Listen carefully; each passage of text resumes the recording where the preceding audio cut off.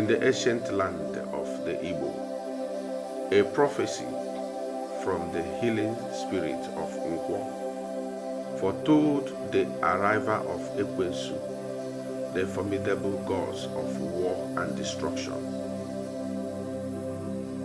The Igbo elders were warned that EKWENSU would reside in the area evil forest and only be approached under the cover of night with offerings of 7 men and a majestic black dog. Those who dare to seek EKWENSU's power would have to present themselves naked, adorned with black marking on their bodies, a symbol of their devotion. As the year passed, the Igbo people harnessed EKWENSU's power to conquer numerous battles, expanding their territories and establishing dominance.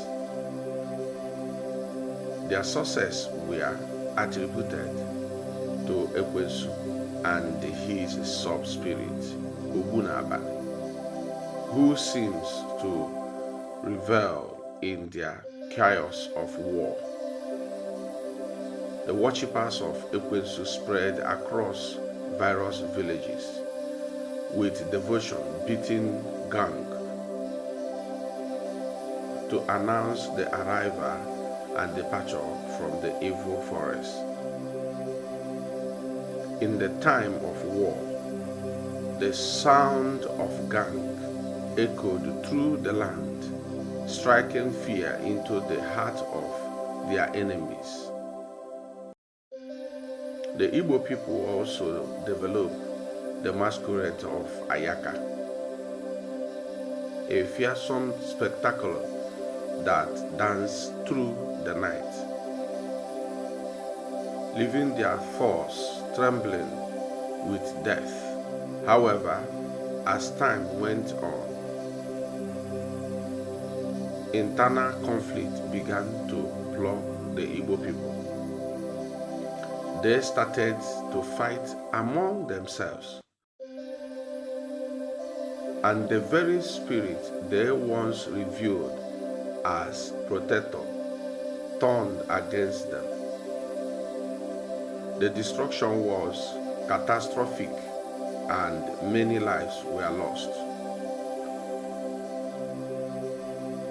Forced to flee, the Igbo people disappeared to various countries, where they established new communities and introduced the symbol of Unubi Isinkita, the dog-head deity. This powerful emblem became a testament to their strength and resilience. As the Igbo diaspora thrived, they became one of the most influential groups in the world. However, as they integrated into new societies, they began to adopt foreign gods and the practices, which ultimately lead to unforeseen consequences. The story of the Igbo people rise and fall serves as a cautionary tale about the nature of power, tradition, and the complexity of cultural identity.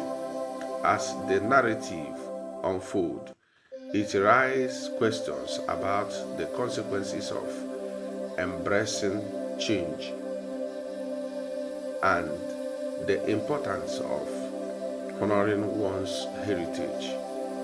What lesson can be learned from the Igbo people's experiences? And how can their legacy continue to shape the world?